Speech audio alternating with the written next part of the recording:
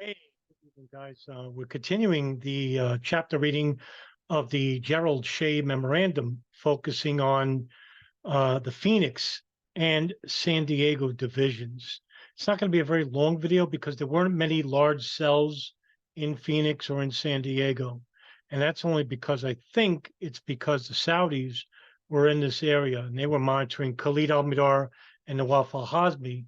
And you have other Saudis that were involved, like Fahad al-Tamari, Osam Basnan, Muwassad al-Jara, and Omar um, al-Bayoumi. So let's go to Phoenix Division right here. So February 28, 2001, at approximately 3:15 p.m., a white male identified as Travis Wayne Smith went to the asset forfeiture unit located on the second floor of the Phoenix Division to sell framed painting and posters. Smith stated that he had just come from the U.S. Customs Office and sold artwork to a gentleman that was redoing his office. Smith also stated he had visited other floors and tenants in the building and sold artwork to them. An investigative assistant contacted Asset Forfeitures Unit's task force agents regarding the unauthorized solicitor. The task force agents asked Smith for identification. Smith wanted to know why he was being asked for ID, and he was told because he was a suspicious person. Phoenix Police Department and Identification Bureau records revealed Smith had two outstanding misdemeanor traffic warrants for driving on a suspended license. Smith was booked into the Madison Street Jail. Smith has FBI number 53008 3DB8, assault with a domestic violence.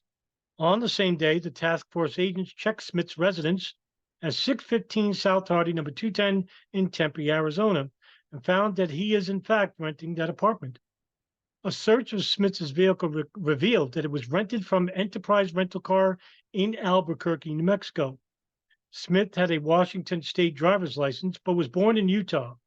On March 1st, 2001, the task force agents went to Smith's place of employment at Sun City Designs at 7662 Gray Road in Scottsdale, Arizona, and contacted the branch manager, Ramon Estrada.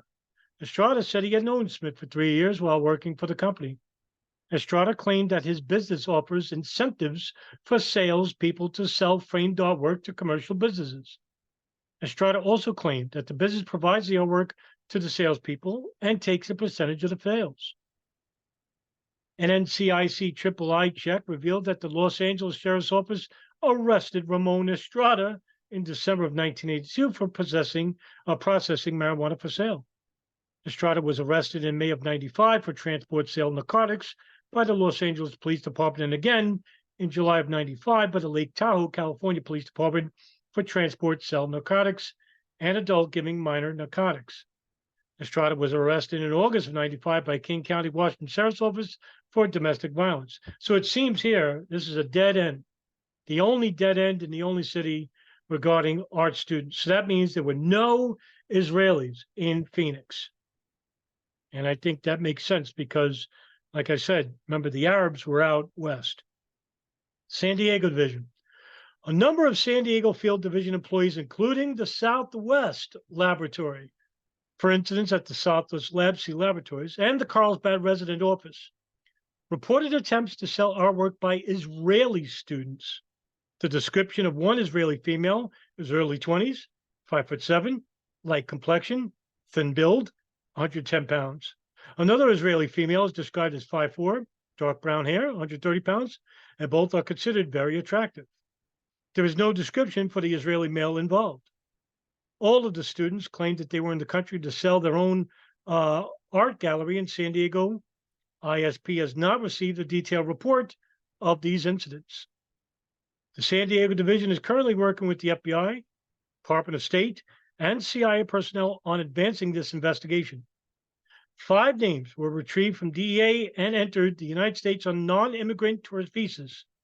A license plate was also found belonging to a 1997 Chevy van that the students were seen in. The registration belongs to Yaniv Zarakovich Gilor. Gilor has rented hotel rooms and seemed to be the leader of the group. So let's Google this name. Usually that comes up with some hits.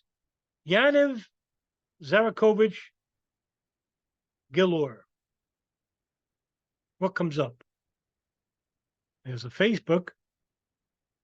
See what that comes up with. All right, doubt that's him. Doesn't look like a very active page. Some articles referring to the Israeli art student spy ring, but that's it. Not much going on here. There's the Gerald Shea Memorandum. So as you can see, this seems like almost like a dead end, maybe a name that we don't know about. But that's it. The other video I'll do later will be soon will be the end of the Gerald Shea Memorandum in the divisions. It'll be, I think, San Francisco, St. Louis, and after that, I'll probably do Washington, D.C. division, and the intelligence division. And then after that, we'll be doing laboratories, the laboratories that were visited by Israeli art students, which were numerous and mainly in the Southwest. So we still got a little bit of ways to go. We're not finished by any means, but as always, thank you very much for tuning in and taking an interest to this, because nobody is talking about it. And I think this is one area of 9/11 that is considered taboo because it involves Israel and intelligence. But like I always tell you, don't go to be in a rush for judgment saying that Israel did 9/11 or that they collected information. We don't know what they collected because we deported everybody. Now, I think it's hard to believe that they didn't collect anything. I mean, why else would they be here? They're collecting intelligence, whether it's on the FBI, the DEA, other areas of government, including living next door to the hijackers in the same neighborhoods. What did they know? Well, we don't know. If we don't bring awareness to this, and we got to be very careful about it, because unfortunately we've had past self-appointed truthers that basically say they knew what happened and they know, but they don't know. They're just speculating. They're speculating because they're prejudiced or they're racist.